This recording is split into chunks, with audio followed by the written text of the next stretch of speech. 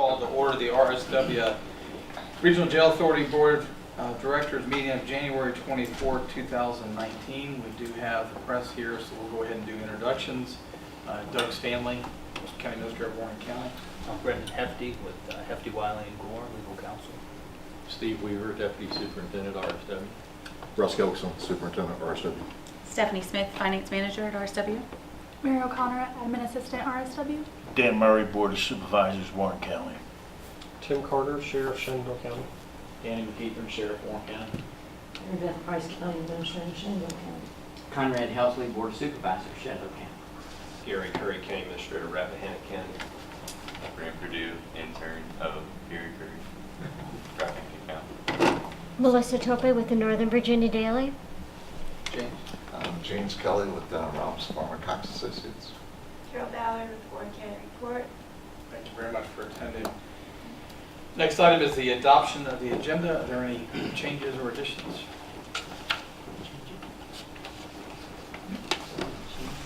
Oh, they want Oh, he updated. If not, is there a motion to approve the agenda presented? So moved. Second. Motion by Conrad, second by Mr. Murray. All in favor signify by saying aye. Aye. Those opposed, motion carries. Next item is adoption of the minutes of the November 15, 2018 meeting. Is there any changes or is there a motion to approve? Make a motion, we approve the minutes as presented. Is there a second? Second. All in favor signify by saying aye. Aye. Those opposed, motion carries. Item 4 is a public comment section. Public comments are limited to issues that are not the subject of a public hearing. Intended as an opportunity for the public to give input on relevant issues, not intended as a question and answer period. Is there anyone from the public that wishes to speak? Grant? On item 5, comments from board members. Do board members have comments? Just want to thank Russ for giving a presentation to our Board of Supervisors on Tuesday evening. Did I supposed to December? I think it was December. I appreciate that. Well received and a lot of good information to be able to share with. Gary, is he going to be coming to visit you? Maybe. Is now. Legal counsel, anything, Brendan? Good to have you here. Thank you. Nothing, just the General Assembly's in session, obviously, and it's a short session, and there's some language in the budget which the staff will talk about as far as raises. And there's some bills that affect jails, nothing major. Some mental health bills, it's too early to tell what will happen. That came out of the Creed Commission study. So we'd have to answer any questions anybody has about a particular bill, but I'll keep you posted as things progress. Thank you. Next is item 6, a report from Robinson Farmer Cox and Associates, and audit presentation. Mr. Kelly, you're up. I'll get out of your way.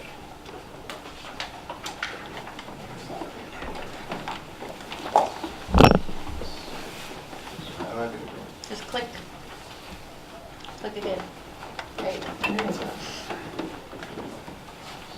So, the objective of our audit, as I'm sure most of you know, is to express an opinion on the financial statements and whether they're fairly presented in conformity with generally accepted accounting principles. We also are required to issue a report on your internal controls, which is towards the end of the audit report. Our opinion on the financial statement was unmodified, which states that the financial statements, in our opinion, are fairly stated and materially correct. We're not aware of any material adjustments that need to be made to those statements. Okay, this is a snapshot of the jail's statement of net position at June 30, 2018. You can see that at the very bottom that the net assets of the or net position of the jail was almost 27 million. 16 million of that is invested in capital assets. $4.1 million is restricted for debt service, and the unrestricted net assets at June 30 was a little over $6.4 million. The jail ended the year with a little over $3 million in cash equivalents, and almost $7 million in restricted cash and investments. This is the income statement of the authority for the year. You can see that the third line up at the bottom, the operating income of the jail. So your operating revenues exceeded your operating expenses by $775,000 for the year. Your non-operating expenses of $1.8 million caused a net change in position of negative $1,032,000. But you also have to realize in that excess of expenses over revenues for the year, you have almost $2.4 million in depreciation expense, which is the last expense item there. So again, operating revenues for the year did exceed the operating expenses. This chart shows the last 3 years worth of revenues for the authority. Most of the categories have stayed fairly consistent. Highlighted the other locality revenue that the authority received this year because this is the first year for that. So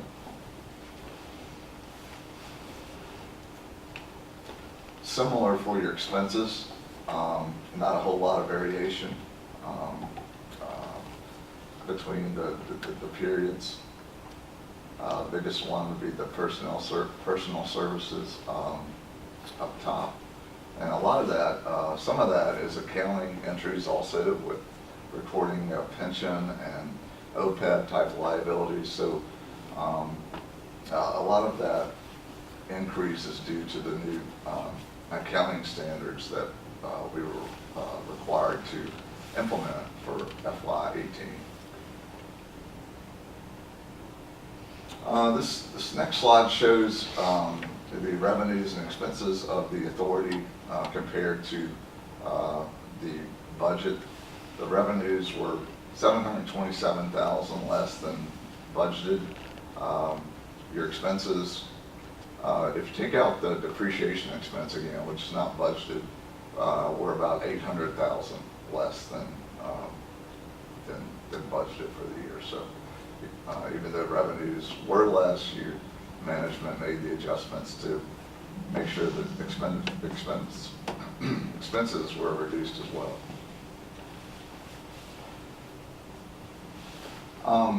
I spoke a second ago about some new accounting standards. The GASB statement number 75 was implemented for FY18 for all local governments.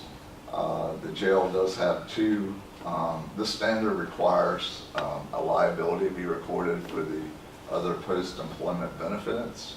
And the jail has VRS group life insurance and also the VRS Virginia line of duty plan. So the actuaries determined a liability for the RSW Regional Jail, and the result of that liability increased the liabilities of the jail by $357,000 as a result of this new accounting standard.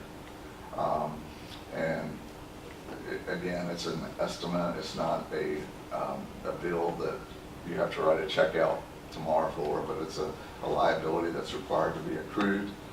This added, it basically doubled the size of your audit report. So considerations for 2019, we would still like management, if they could, to prepare the management's discussion and analysis that's required by GAAP. And it's a narrative that kind of summarizes the financial activity of the authority for the year, and always continue to improve on internal controls in place. Also in your reporting packet, you should have received a governance letter from us. Basically states that would have told you if we had any issues with management, any issues with the audit, significant material adjustments that that needed to be made. We had no disagreements with management.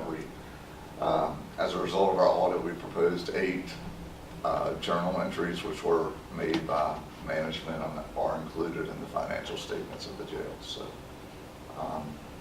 and that is my brief presentation, but I'll be glad to answer any questions. Any questions for Mr. Kelly? Les, personally, I certainly appreciate the fact that we didn't have any comments this year. And I know y'all, well, since we started up the operation back in 2014, we've had to work through a number of issues, and it's excellent seeing a clean report come through. I think a lot of that's attributed to, new finance manager and the other staff that we have that deal with the different finances we have. Great job. So, Thank you.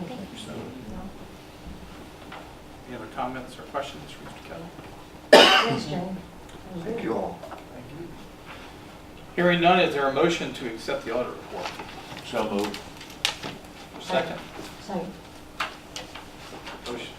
Motion by Mr. Murray, second by Ms. Price. All in favor, signify by saying aye. Aye. Motion carries. Item 7, Superintendent's report. Russ. average daily population breakdown, Rappahannock County with 18 at 5.4%, Shenandoah County with 143 at 43%, Warren County 171 at 51.5%. Total number of jurisdiction ADP was 332. We did have 8 contract bids from Prince William County, 67 from Page County, and 42 from Culpeper County, bringing total facility ADP to 426. We have, this report says 28 vacancies. I believe we're down to 26 now since this report was done. We do have 2, that number does include the 8 positions held for vacancy savings, 2 LPN vacancies and 1 nursing director vacancy. As far as the nursing director vacancy, I do have about 3 applications now? 3 applications for that position. We gave a tour to 1 who seems to be very interested. The others we haven't even had a chance to schedule for interviews, but I'm hoping to have that filled here, within the next couple of weeks. We did receive, was it 1 nurse? Not for the director position, but for, I think we have another nurse, just a regular nurse applicant as well. So hopefully we're going to see those numbers come back to where they should be. When you had your population numbers, if you've got... We had the same question. The total facility ADP, it has to do with the number of days that are actually being housed in the facility. I don't run the report, but that's how it was explained to me. It's actual inmate days, and so your number is not necessarily... Okay, because if you added that up, it would be a lot more. Sure. Yeah. So 449, I was doing the math too. Yeah. It's in the facility report, the total RSW inmate days is the total number from the localities, Shenandoah, Warren, and Rappahannock, and the total facility inmate days is from, is including the contract partners as well. And then you just divide that number by the days of them, how many were in the month. Okay. It's clear as mud. Are the numbers, yeah. We currently have 2 officers and applicants in background, excuse me. We have received about 3 other officer applicants here within the last couple days as well.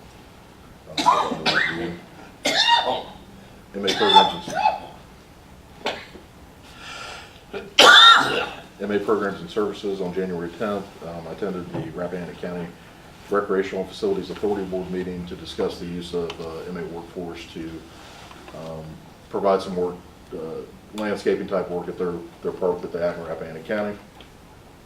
It was a very positive meeting. Actually went back down this week to tour the park with one of their board members to see exactly what needed to be done. There is an extensive amount of work that they would like to be accomplished down there, but it is definitely all work that inmates can facilitate. So we're actually supposed to begin work down there on Monday. It's similar work that we've done for Warren County and Shenandoah County and your park. So this is our first opportunity that we've had to go to Rappahannock County, and we're excited to kind of give back to that community as well. We're excited as well. Maybe you can get some good press force down there. Go have lunch at the end. Goodbye.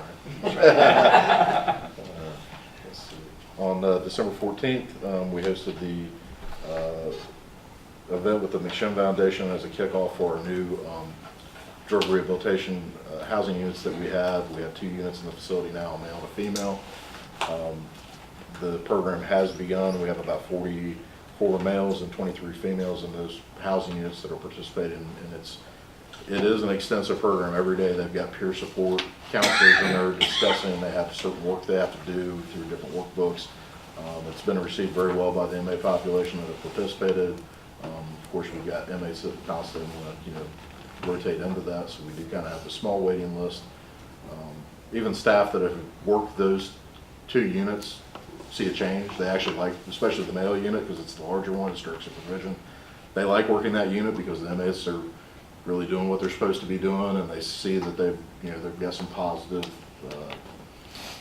I guess, goals for themselves, and they're just not sitting around just doing their time and talking about committing crimes again. So, what the long-term result's going to be, we don't know. I mean, it's, if they recidivate, I guess that's the best measure of that, but that's going to be, years of trying to, see how that pans out. And again, they may not reoffend in our jurisdiction, they may reoffend somewhere else. So, to get a true handle on, is it working or not, time will tell. But it's an effort to try something. We've got to do something with these people that are just keep reoffending and come back to jail because of their addiction problems. They're not murderers, they're not stealing cars, they're, or breaking, they're committing other crimes because of their addiction. So if we can get that under control, then, if we can start that here, that's, the step forward. So, and again, it's being funded through grant funding that McShin received, it's the local tax dollars to try to, facilitate that, so.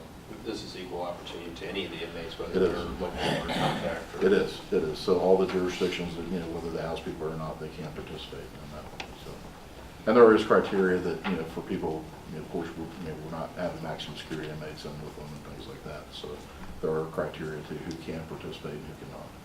But we're trying to keep that as broad as we can so that, we can open it up to as many as possible.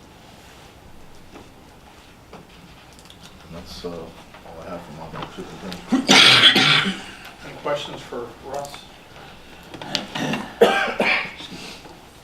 Stephanie? Just over $414,000 was received from the Compensation Board in December for the November 2018 salaries and benefits reimbursement, of which $58,000 was for vacancy savings. Contract bed rental billing for November of 2018 was just over $40,000 for Culpeper, just under $50,000 for Page, and about $8,600 for Prince William. The bed rental revenue at the end of November of 2018, including revenue from medical, housing, commissary, and telephone fees, was at $567,000. Since this report, I've done the December billing, and that revenue has increased to $675,000. December marked 50% of the year. Expenditures then were at 48.9% used, and revenue was at 56.6% realized. Questions for Stephanie? Hearing none, is there a motion to approve the financial report? A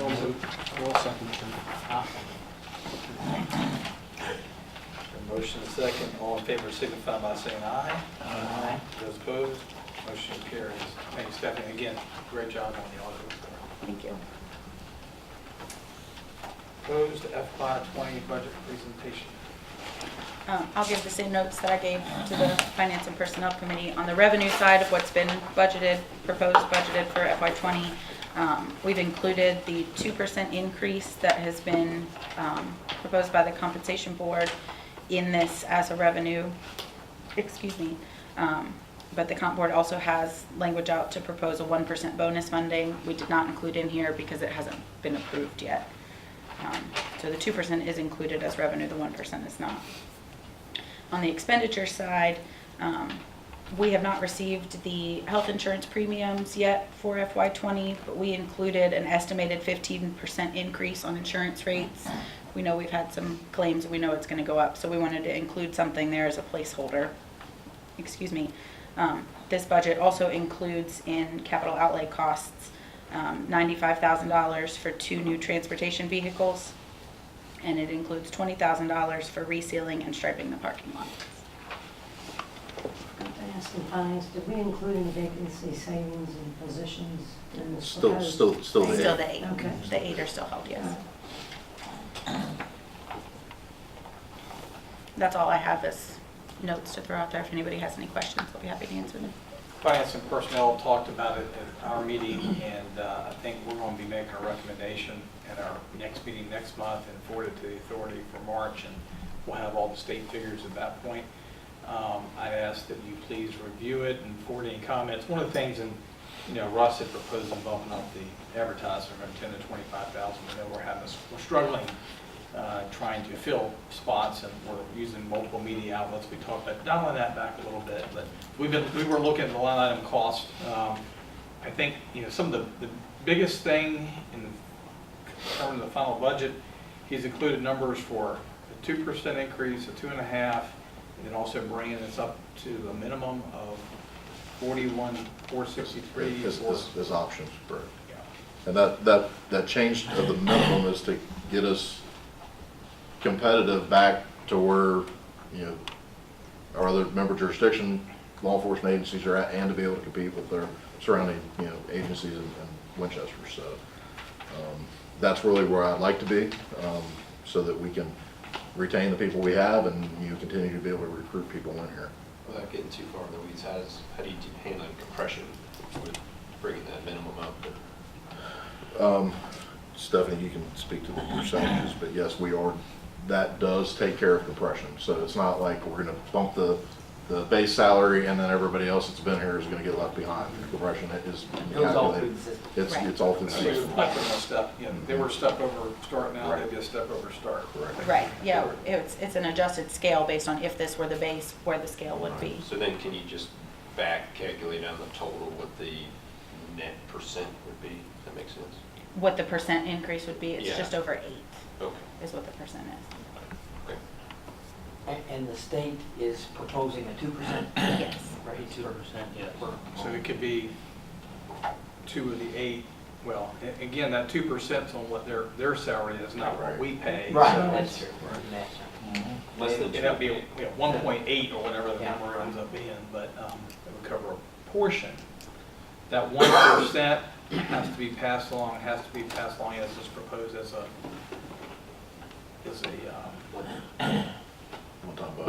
one-time bonus, and that would be December. The language now, it says December. Where's that 2% salary? Is that July or is that December? July. Okay, that makes it easier for us. Mhm. Yeah. Feedback, comments on? Is that what that first shaded column is the bonus? That's the blue? The bonus is not in here at all, because No. we don't know if that's going to happen or not. The shaded columns in here are the increase or decrease over last year's budget, Okay. is what the shaded columns are. Okay. And For each option. all your staff employees are comp. Oh, okay. We are. I got you. That is good. Except for our part-time staff, Sure. but, if we were to fill the positions on the part-time, we go away.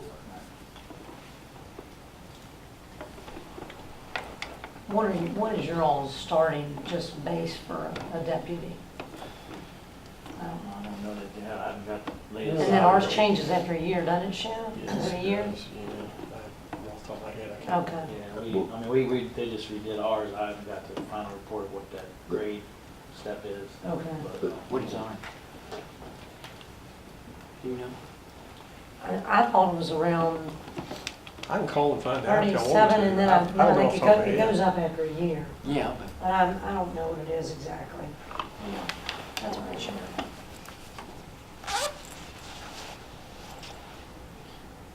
I thought thought it started around 37.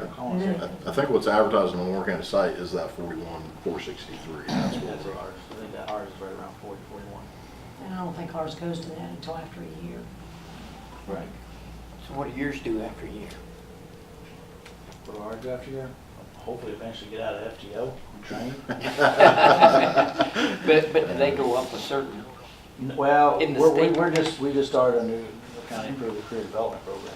So there's several steps they got to accomplish before they go to like deputy twos, deputy threes, master deputies, and so on. So it's a little different matrix than it used to be. Starting pay for a deputy first year. They wouldn't automatically go up unless the county gave them raise. right, So right. it's another step. Yeah. Yeah. Russell, what's our current starting salary? 38, 253. 253. I think that's Two- what I think it's 38 and some change, yeah. 252. 253. Yeah, I'd have to look to get into that. Sorry. Oh, it was the operating salaries. Hey, Conrad, Yes, sir. ours is 38,807 to start. 38,807. Uh-huh. Okay. And after a year, it goes to After certification, after a year, it's 41,791. 41,791. Right. Okay. Yeah, our current starting is 38,224. And after a year, They get moved up to,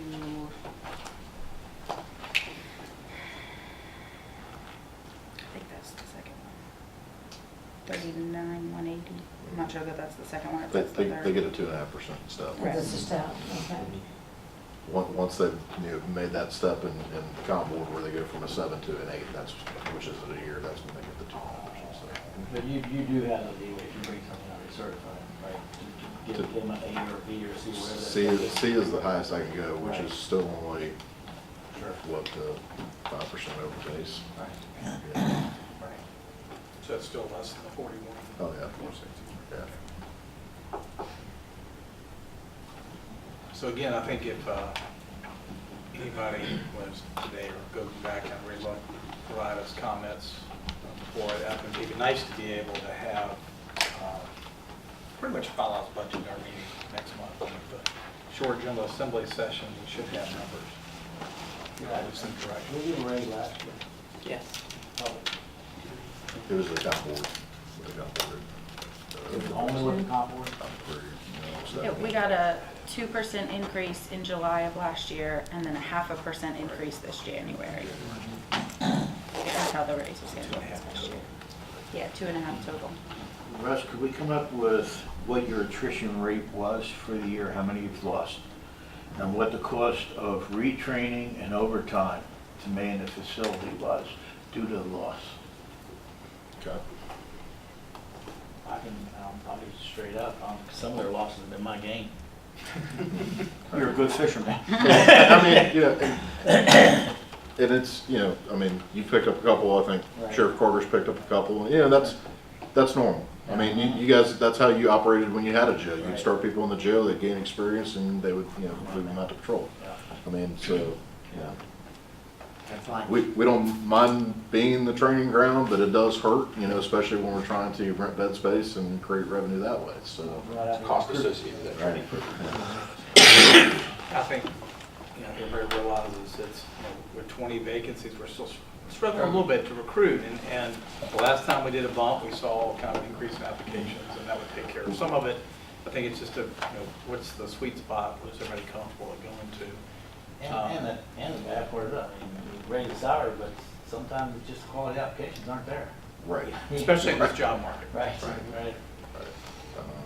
When it really hurts us is when we have an academy session, and that's when we're doing the mandatory overtime for staff. They've had a break, for about 2 months since the last graduation. They're getting ready to stop that because we've had another academy session going, so that's when the mandatory overtime kicks in for the Right. line staff. But, It's just like, Yep. right, we're doing business. Any other comments on the draft budget? Like I said, if you would please let the committee know of any concerns or comments, and we'll try to get this thing, hopefully maybe we'll get a little better health insurance. Sure. Maybe we'll get a little more money for the general assembly. And we'll Cut that down. Next item is FY 2018 true-up 3-year rolling average. Mary Beth, did you want to take that? I know we talked about that with F&B. Find the notes here. Does everybody have a copy? Is that me?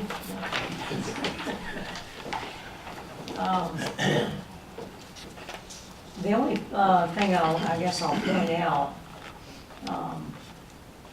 is, as Doug indicated, up there at the top left, it is based on a 3-year average, and of course now it is based solely on the population here. When we initially started this years ago, we had to use all the localities, so these are true numbers.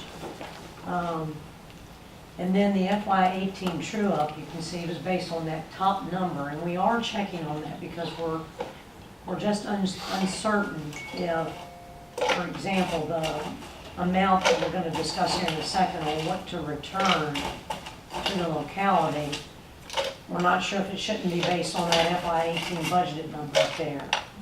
For example, 6.09 for RAP, 34.29 Shenandoah, and 51.62. We believe Stephanie's got it right, but we're just going to double check with Dale until I believe is what we're doing, right, Doug? Yes, ma'am. Right. The reasoning that we have it set at what the true-up percentage is because that number is the actual usage. Budgeted 18 was the actual usage for FY 16. So, I mean, that is what was paid in. That is what was paid in FY 18, but the actual usage is the true-up percent that's done this year. So that's why the return is calculated. And then that's the same number that we'll use for the upcoming to budget for FY budget 20 that you all just saw in the budget. Yes. Will be the true-up number. This, the 40.25. Yeah, that'll be our 2020 number Right. for budget. Right. But our FY18 wasn't 34.29. It was 38. That was FY 19. Oh, that's FY19. What was That's- budgeted And that's the Okay. current. Right, So that's that's the what we're budget. paying currently. right. And that will go up 2%. Yeah, it'll go up to 40%. And then the column over there on the right reflects the number that James basically was referring to, that we want to put into our capital reserve and then return money to the localities for the fourth quarter payment. In other words, just reduce the payment. For the fourth quarter. And that is reflected down on the bottom left. If you'll see, Rappahannock has been paying a quarterly payment of $123 and change, Shenandoah $741, and then Warren $1,088,000 and change. And so the fourth quarter payment is reflected in the third column there, 88.3, 475, 728. And that's based on the bold number of 660.94 being returned to the localities. So our recommendation from the committee is to put 50%, the 669.05, into our capital reserve, and then the remainder to be returned to the localities. That's our recommendation. Now, Hope you're all okay with that. is this column with all of it being returned or just 50% of it? Just the 50%. Just the 50%? The 669.04. Okay. That's 50%. Yes, the total discussion related to return to localities is 1.3 million, yeah. Okay, gotcha. Yeah, hopefully, if you take the All 1.953 and. Yeah, the number up above, 1.321. That should bring you to the 1.2. Yes. The Yeah. thing we're trying to do is balance returning money back to localities, help with our local budgets, and put enough aside to be able to take care of the capital improvement plan over the next, 20 years. And a lot of that, you can see the number there, some of that's backloaded as you get out 20 years of the facility. Some of that stuff's estimated to start going down. I think we've been putting 20% aside the last 2 years. Yes. We need, based on the CIP work that Russ and staff and Mosley did, we probably need to be bumping that up. Currently, our capital reserve account has $408,000 in it. If we added the 50% here, which is $660,000, it would put us at $1,060,000 approximately Which in if the you capital had reserve a budget. major HVAC or a plumbing system go down, it's a drop in the bucket. And that's in addition to the 60 days of operating reserve, correct? Yes. Correct. Okay, Yeah, that's a separate account. That's in our operating reserve. This is a capital reserve I account. got you. And when the budget goes up, of course, what the sheriff's referring to, the 60 days, are you pulling that out of that number to? Yeah, it's Okay. already in that. yeah. Okay. Right. I think that's a good idea.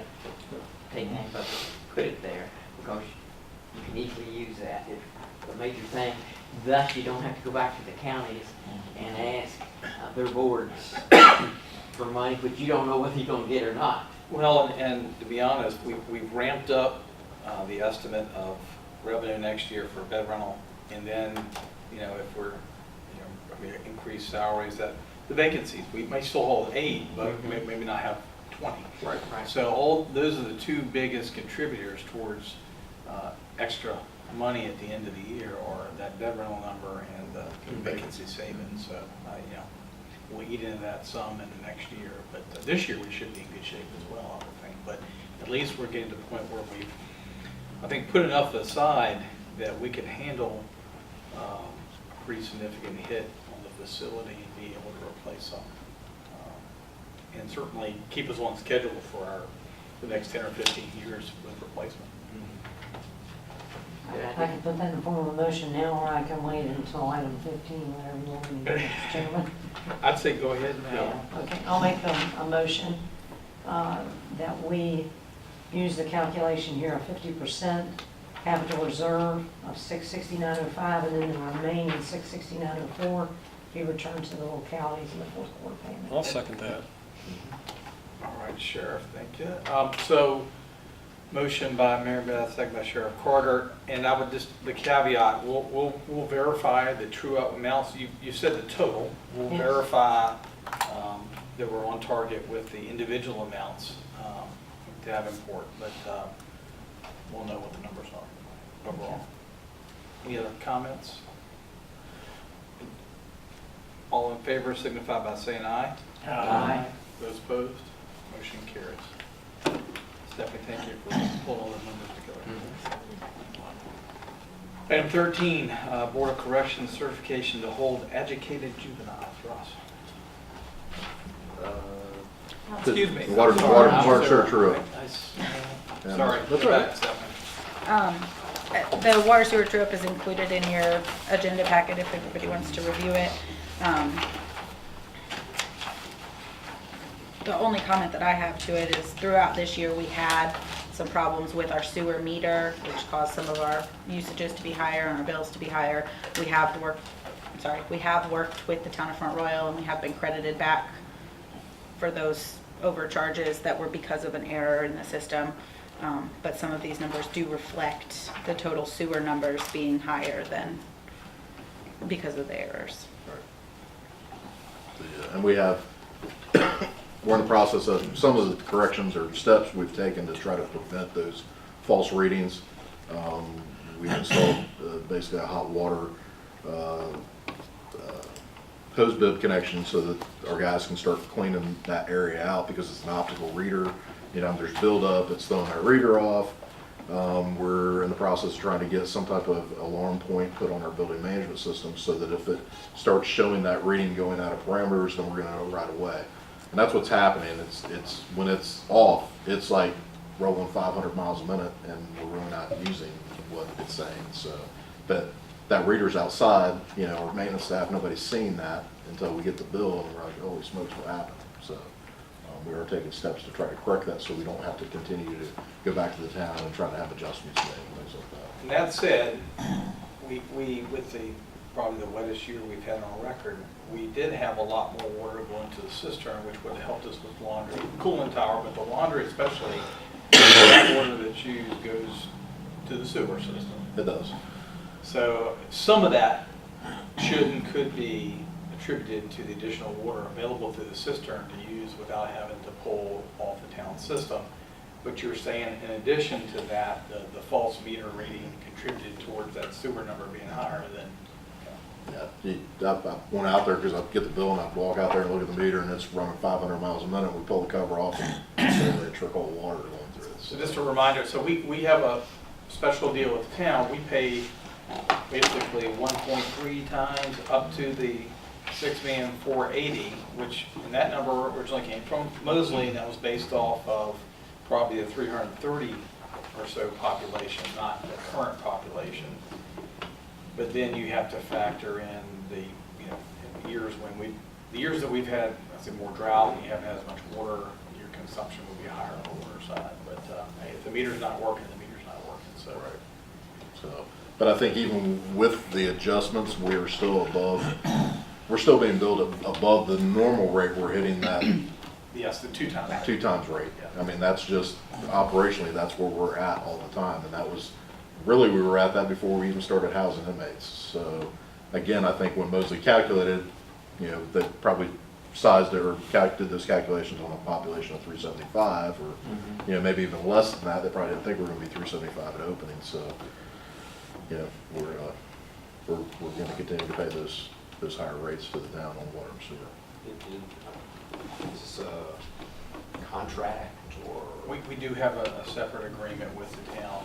Everybody else up here pays the double rate. So there's no real opportunity to renegotiate that or? I think given a consistent use, and it's not like we're throwing spikes at the system or anything like that. I think it always is.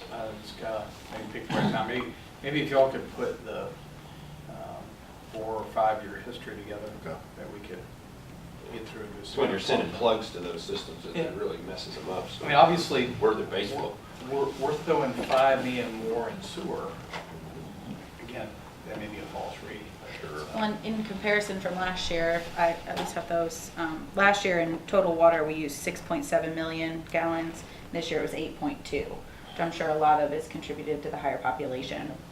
And then last year in sewer, where we used 6.7 in water, we used 9.8 million gallons in sewer. So it was significantly higher as well. And this year it's 13 versus 9. You almost doubled your usage of water, so 1.5 to 3 or so. Yeah.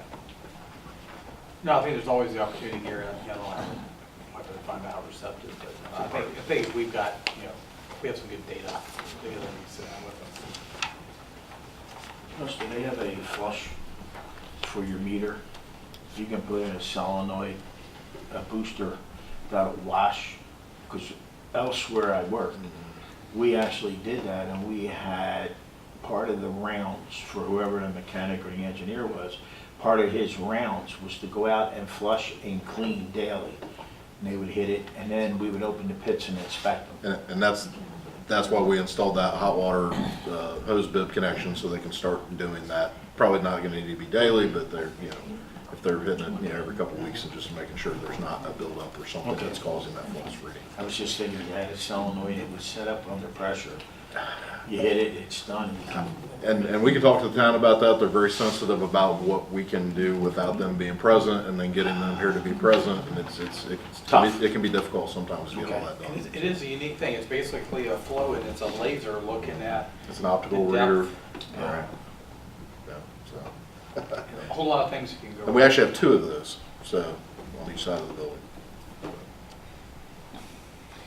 Now, Board of Corrections certification to hold educated juveniles. Russ? Sure.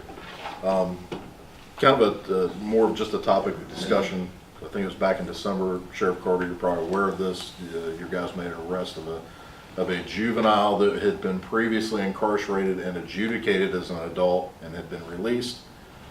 Code of Virginia says once a juvenile has been adjudicated as an adult, they're always an adult. So your deputy made the arrest, brought him to our facility. Oh, I'm sorry. Go ahead. Well, I didn't mean to interrupt. No. They were at the magistrate's office in Shenandoah County, and the charges were out of Rockland County. But unfortunately, July 1st, the code prohibited us from holding adjudicated adults unless the facility is certified to hold them, and we're not certified to hold them. Rockingham couldn't hold them either, and then I spoke with the magistrate, and the magistrate could not commit them to a juvenile facility. So this person was just like, no one could take them. It was kind of no man's land. So we're trying the process of trying to see what we can do about it. So I've reached out to DOC. What do we need to do? Become a facility that can hold these adjudicated juveniles, because you know, I'm sure you don't want your deputies tied up in limbo going, what do I do? Right. There are 13 facilities across the state that are certified currently to hold juveniles. The closest one being Middle River, which I don't know why Rockingham didn't contact Middle River and say send them there. They probably didn't know, you know, a lot of it. But Middle River's the closest, and then the next closest is Prince William. But just because a facility is certified to hold them doesn't mean they're going to take them. Right. So the, you know, the next closest facilities, they're 2 or 3 or 4 hours away from us. So in an effort to try to be proactive, that's why I reached out to DOC, what do we need to do? And I don't have all that information yet. But I kind of wanted to talk to the authority and specifically you guys, the sheriffs, as to, do you have a desire for us to get that certification so that your deputies and the officers from the, you know, jurisdictions or agencies within your jurisdictions aren't sitting in limbo like this potentially? There's not a lot of arrests that happen like that. I'm only aware of this one in the last 20 years that I can remember.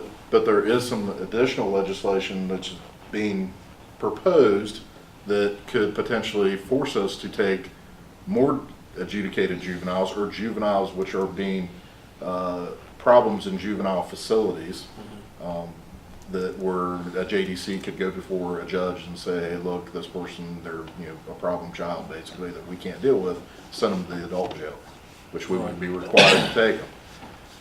And then there's another piece of legislation, Brendan, correct me if I'm saying this wrong, but that they're trying to say that there's legislation that would say that adult facilities can take juveniles without being certified, but you still got to follow the state and federal laws. Well, who regulates that? If we're not getting DOC to certify us, then who's to say that we are or we aren't? So then my concern is we've opened ourselves up for allegations, you know, or potential liability because we're not a certified facility following particular standards. So I'm trying to get ahead of the game potentially and going, should we really consider just getting that certification so that, one, we have that kind of safety net of going, we are following these standards and passing, you know, and doing what the law tells us to do before it gets thrown on us. I think, yeah, we obviously have seen all the legislation that comes across the thing. I mean, I think there's nothing wrong with reaching out to DOC to see what it would take to become certified for adjudicated juveniles. Right. I don't want to get in the business of I don't either. juveniles. Unless the law says we have to. And something else you pointed out was we don't even know if the facility is suitable. I don't, you know, I would assume we could, but again, they would have to come in here and say, yes, you can, no, you can't. If you do, then this is what you have to, you know, this is where you'd have to house them. There's always a sight sound separation that's required. For us to do that, I know for a fact we would have to put them in one of our administrative segregation units, which are 9-bed units. We have 3 of those, so we've got a total of 27 beds. Administrative segregation can range from disciplinary isolation to protective custody. Either way, it's a segregated environment where they're not going to be interacting with anyone. If we do receive somebody, it's going to be probably one. And then they're going to be in an environment where they've got no other interaction with another person, which is not a healthy environment to have anybody in. It's isolation. You know, they may not be confined to their cell, but they're going to be confined to that unit and no interaction, which is not something that's sustainable.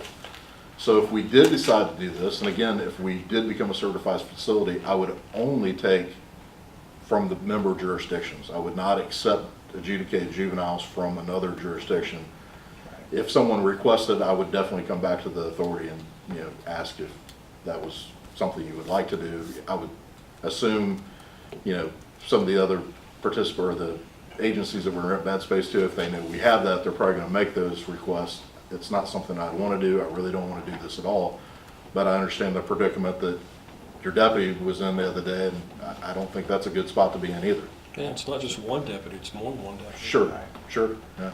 So, I mean, my position would be find out what the certification requires, and then if it's not that big a deal, then do it. I don't think it'll happen. Very rarely, if it happens at all, again. I just don't want y'all's deputies in the middle of the night, 3 or 4 hours, go down Middle River, which is certified, and they say, no, we're not going to take them here. We're trying to identify a spot in the middle of the night. I'd rather be proactive. And not being a certified facility, I can't even transport. Right. You know, so you can't even bring them here and go, hey, can you take them? I can't even do that. Right. So, right. you know, I really just like, again, I don't think it's gonna happen very often, hopefully it doesn't happen ever, but, Right. you know, I'd rather have a plan for all of us so that that's, you know, works. I think the steps would probably be easier for the adjudicated juvenile. Again, I would Oh, yeah. stay away from Yeah, I don't want, yeah. But, and again, if we had that situation and that we had an adjudicated juvenile that was gonna be here for a really long period of time, I would definitely look for another facility that has other adjudicated juveniles and try to get them transferred there so they're not by themselves. I agree. Again, they're under no obligation to take them, but those would be steps that I would try to take so they're not in that isolation type environment for a long period of time. Brendan, do you want to talk about the bill? No, I think Russ covered it. I mean, there is a bill that would, right now, the law is that you have to be certified by DOC to accept a juvenile. The bill, if it passes, and it's still in committee, would remove that requirement. So you still would have to have sight and sound separation and any of the other requirements that federal law provides in whatever state law. But I think it makes sense to, right now, reach out to DOC, see what it would take to do it, and then we'll see what happens at the General Assembly and go from there. Sounds like a game plan. Item 14 is support letter for Senate Bill 1040, and we talked about this at F&P. Brendan, if you could give a quick overview. Yeah. There's a bill introduced in the Senate that was passed out of the Senate that would propose to increase the reimbursement we get for state responsible inmates. Currently, the jail gets $12 a day for the state responsibles, and that's what's provided for in the budget, the Appropriations Act. This bill would have amended that to increase the amount we get back to that, cover the actual costs of housing rather than just $12.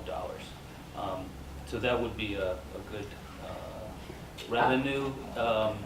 I make a motion for approval of that. The caveat is That it has been passed out of the Senate unanimously right now with an amendment that said this act shall not become effective unless an appropriation effectuating the purposes has been approved by the General Assembly.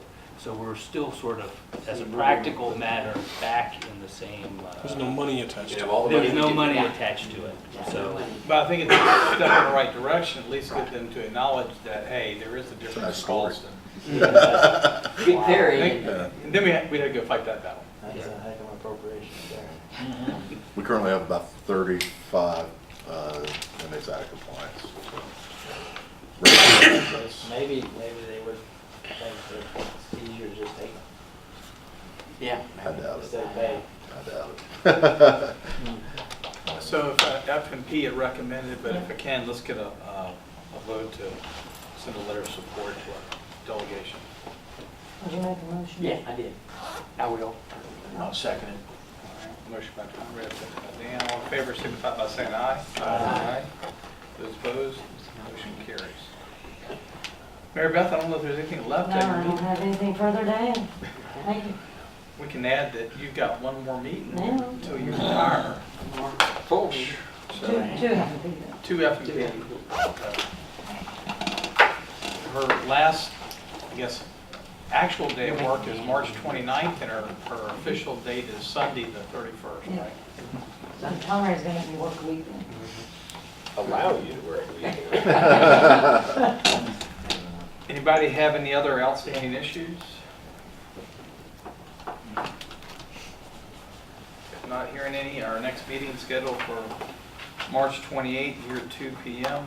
Everybody good for that date? Is there a motion to adjourn? So moved. All in favor, signify by saying aye. Aye. Ladies and gentlemen, thank you very much. Thank you. Thank you.